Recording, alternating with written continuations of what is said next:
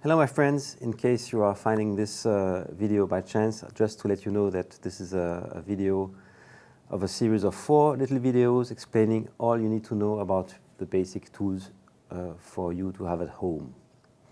For this, we're going to the atelier. So let's start first of all with the boxes. So you have different sizes of boxes. This one is really the smallest you can find. Very cute, you can really fit all the basic tools you need. So the little reservation is that it's already quite full, so if you will add maybe 1 or 2 screwdrivers, it will become too small. But honestly, for small works, this is really enough. It's very complete and very useful. There are other sizes. This here is the size above. You see there are also small compartments for little tools. This is a size I like very much. You see there's this little compartment where you will put all the things you need, the very common tools, and then on the bottom you will find all the other tools. So this is a nice size also because you can fit in additional tools I have shown you, like the angle, for instance. It's entering here, and it can also be to add just a magic box, the ones I've shown. I will show you later. So this is fitting in and it's quite useful. So this is a size you could envisage for basic tools. And then we finish with a big one. So this is like a masterclass toolbox. This is a kind of accordion box. The big advantage of these ones is that you can see all the tools in one glance. So normally it's better sorted. But this is really very useful because you see everything and you have everything under your hand without needing to go to the bottom of the box. But again, this is really advanced, so you don't need this one.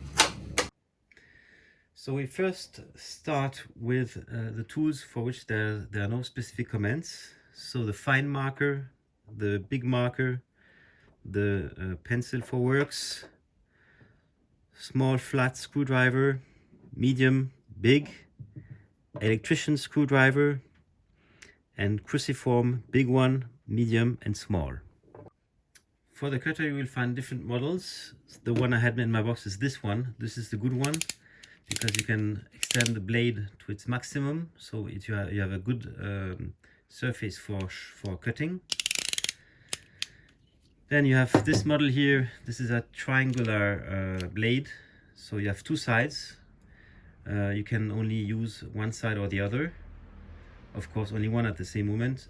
Here the problem is that you have a very small cutting surface, and then you have these small ones. This is good for making small works like framing or like homeworks, but it's a little bit too small, and the risk is that the blade may break very quickly. And I forgot to mention that in here on this one you can very easily cut pieces, so you have a very sharp end. So this one, this is the winner. For the measurement tape, I told you that here in the box there is a 5 meter length measurement tape. It's really good to have 5 meters. You see that size wise it's almost the same than 3 meters. The problem with 3 meters, so it's good to have one as well for measuring small things.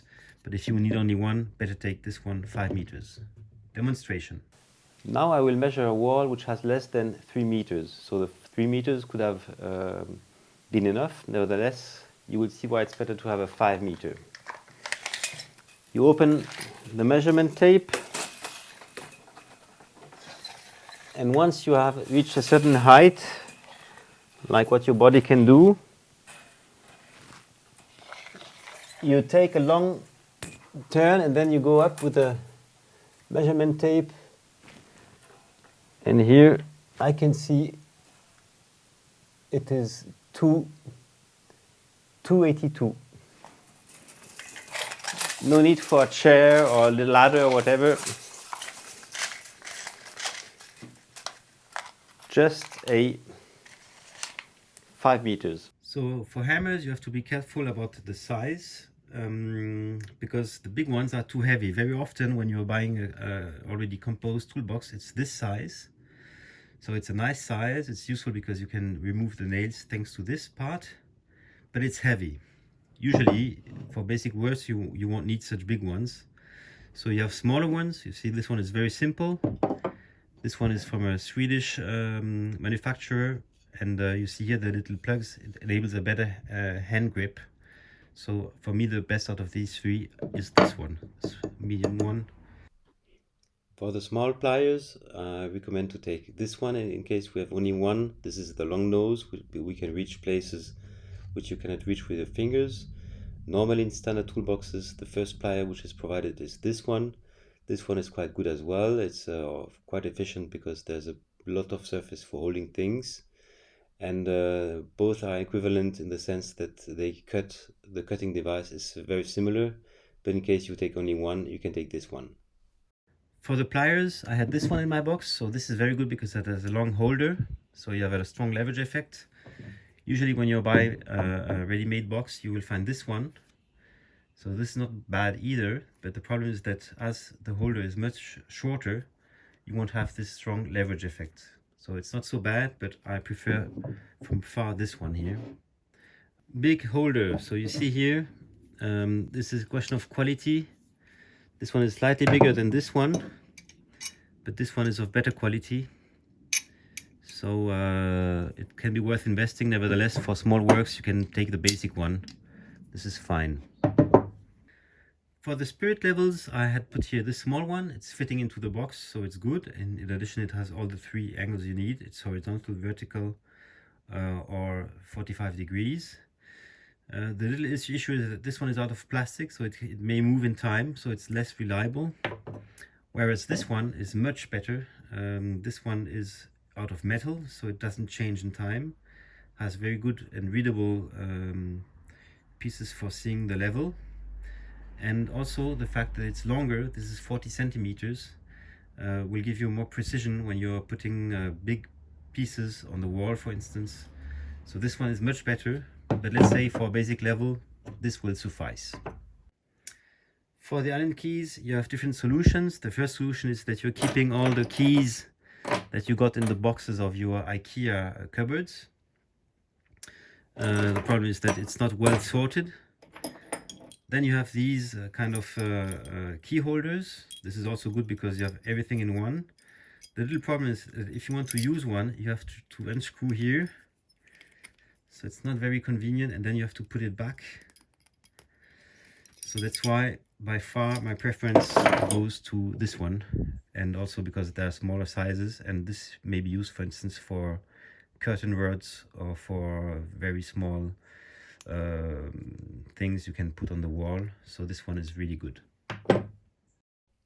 For the adjustable wrenches, honestly take good quality. So here an example of bad quality. First of all, it's lacking of precision. The things are moving a lot, so when you will need it to hold, it won't hold. So this is really a bad example of adjustable wrench. Don't take this one. And you can see also that it's really fluffy, so this is not a good one to take. This one is much more expensive, but it's worth it. So you see, first of all, there's a graduation, which is, by the way, very useful because it can help you to find the good spinner. So, and it's really very precise. You can see it doesn't move. So this is really a good quality. And size-wise, also take the dark one. It's really great, and you can see that it's going up to 20 millimeters, and this is largely enough for beginners.